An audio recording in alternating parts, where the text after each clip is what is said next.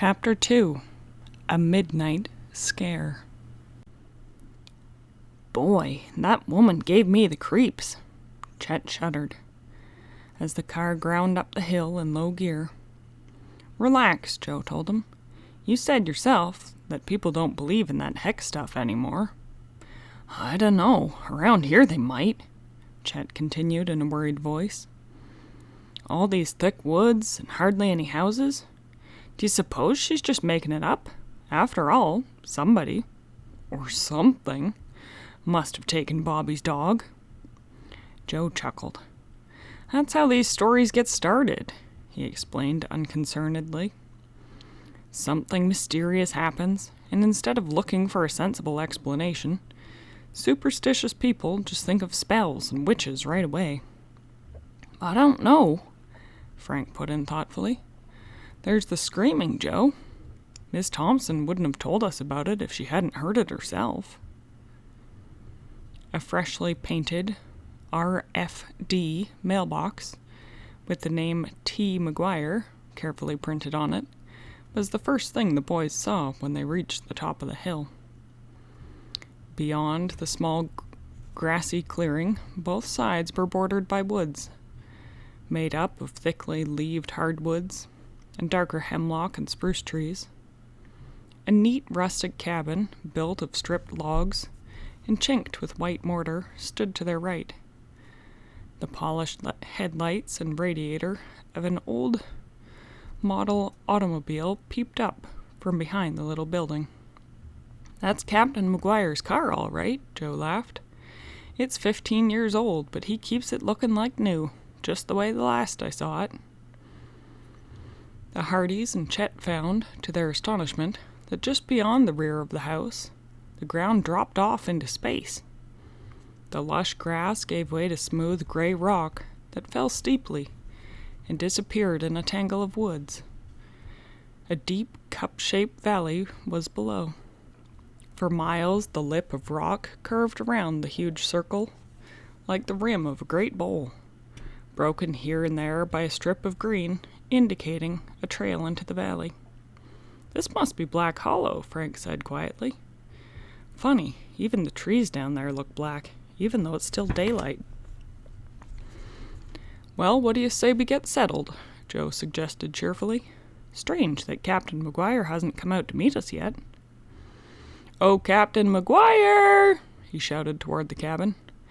It's Frank and Joe Hardy. We've arrived. But the trim little house and the woods around remained silent. Since they'd written the captain to say they were coming, the boys were surprised. They mounted the porch and knocked on the cabin door. No answer, said Joe, perplexed. May as well try the door. It was unlocked, so the visitors entered. They found themselves in a small but neat and comfortable room, with a narrow bunk on one side. There was no sign of the captain. Chet Morton, venturing into the little kitchen beyond, suddenly called out, Whoops! A fellow could go swimming in here! Frank and Joe raced in. Their friend was standing in a large pool of water on the floor. Otherwise, the kitchen was spick and span. The pots on the wall gleamed, and the curtains were spotless. Everything was in its proper place. Joe could not help chuckling. Water on the floor? That's surprising. Captain Maguire's a tidier housekeeper than some women. Well, there's a leak in his plumbing somewhere, Chet complained ruefully. My brand new moccasins will be soaked, and this water's cold. That's because it's ice water, Chet. Frank stooped down before an old-fashioned ice box in one corner.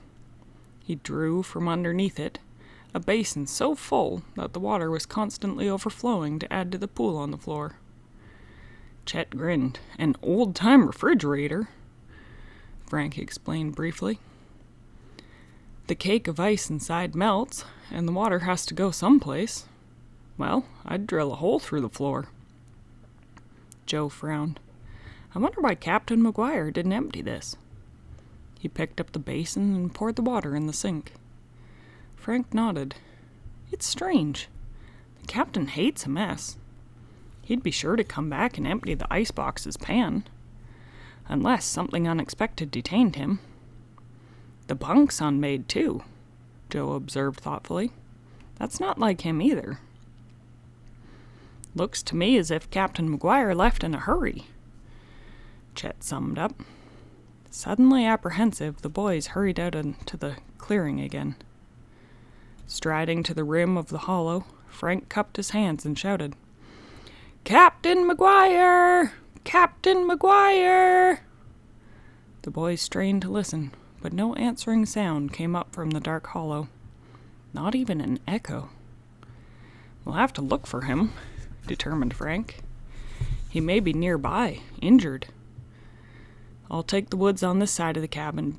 Joe, you and Chet comb the other side. Keep calling for him while you search." Accordingly, Joe and Chet plunged into the woods together. The big trees which blocked the twilight choked much of the undergrowth, making the going easy. Gradually they ceased to hear Frank's calls. The shadow under the trees deepened to a dusty gloom.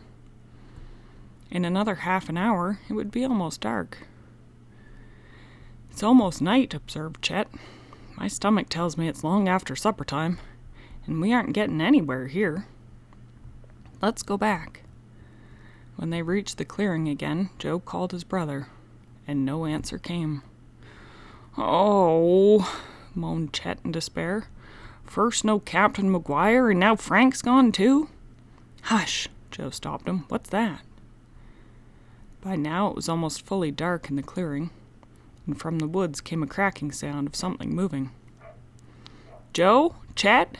came a familiar voice that caused Chet to sigh with relief. In a moment Frank had rejoined them. "No sign of the captain," he reported briefly. "I did find a trail down into the hollow, though, and went along it a good way. That's what took so long, but I didn't see any trace of him there either." "It's a real mystery," agreed Joe, shaking his head. "But we've solved a few tough ones before, like the mystery of the desert giant. Let's get our gear inside. We can't do anything more out here."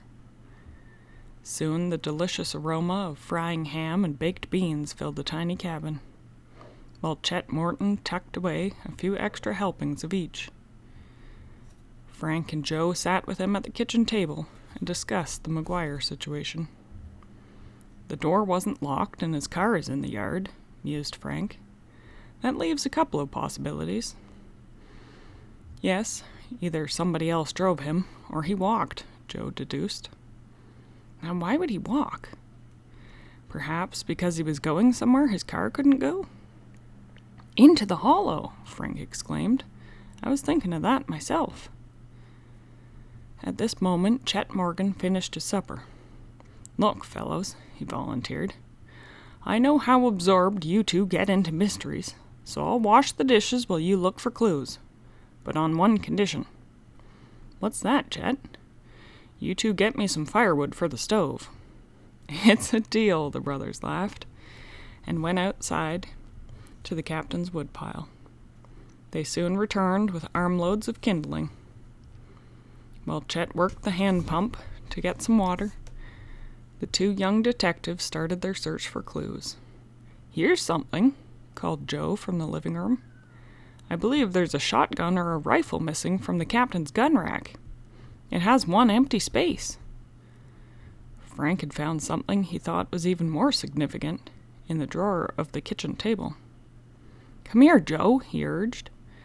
The blond-haired boy found his brother poring over an ordinary kitchen calendar, showing the dates for 2 of the previous months. "On certain days," Frank explained, "Captain Maguire has written the name of a breed of dog and the name of an owner. See this one for June 10th? Border Terrier, J. Brewer, owner." "You're right," admitted Joe, taking up the calendar. "But wait, on some dates there's another notation. She screamed." "Screamed?" repeated Chet, who was washing the dishes. "Who screamed? The witch? Oh, great! I'd forgotten all about her. Did Captain Maguire hear her too?" Could be, Chet, Frank answered seriously. And the notations about the dogs? According to the story, the witch was a dog killer, remember? Say, what about that kid? Bobby Thompson, who was crying, Chet broke in. Is his name down there? Quickly, Frank checked. No, that happened only last night. I wonder if that means Captain Maguire wasn't here last night, and maybe all of today. Possibly, Joe answered. My hunch is that this witch and dog business was what Captain Maguire wanted to see Dad about. Could be, Frank agreed, and I'm afraid he's met with trouble. We'll start a search for him tomorrow as soon as it's light enough. Which means we'd better turn in and get some sleep, Chet yawned. Well, fellows, shall we flip a coin to see who gets the bunk? You take it, Chet, Joe laughed. Frank and I will spread out our sleeping bags on the floor. The bright gasoline lanterns, with their constant gentle roaring sound, were turned off. Their mantles, resembling empty tea bags, glowed orange for a moment, and then the cabin was silent and dark. Weary from the long drive and the evening's activities, the boys slept soundly. But in the middle of the night they were rudely awakened by a fearsome sound. The three campers lay rigid, with their eyes wide open, waiting tenselessly for the sound to be repeated. Abruptly it came. The night outside was rent by a long, full-throated scream, like that of a woman in terror. It seemed to come from the depths of the hollow behind the cabin. As the scream died away, Chet whispered, Do you suppose Captain Maguire heard that last night and went to investigate? I don't know, answered Frank, jumping up. But a scream's a scream, and it sounds as if someone's in serious danger. Slip on your shoes and trousers, and let's go. Minutes later, the trio, led by Frank, were hastening down the steep wooded path into the hollow. The boys' flashlight beams caused weird shadows to fall on huge boulders and dense brush. Tree roots and small protruding rocks made the unfamiliar path tricky and dangerous. They saw no one, and finally their progress was barred by a rushing mountain torrent. This is as far as I got earlier, Frank shouted above the sound of the water. I guess we'll have to risk it now. Let's go! Joe forged ahead into the stream. The crashing white water exploded against the boy's body. The impact caught him off balance. Frank and Chet, following his progress with their flashlight beams, saw him stagger and then go down under the relentless, rushing cascade. End of Chapter 2.